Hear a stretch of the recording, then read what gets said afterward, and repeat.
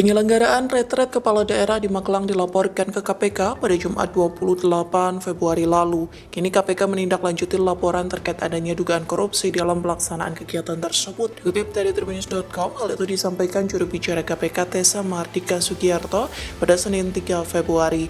Ia mengatakan laporan tersebut sedang dalam tahap verifikasi. Tessa menegaskan laporan itu sedang ditelaah dan dalam tahap pengumpulan bahan serta keterangan. Meski begitu, KPK tak bisa menyampaikan perkembangan laporan itu secara detail. Sebaliknya, perkembangan laporan itu hanya disampaikan kepada pelapor. Sementara diketahui pelaporan itu dilakukan oleh Koalisi Masyarakat Sipil Anti Korupsi. Mereka menduga ada konflik kepentingan dalam kegiatan tersebut.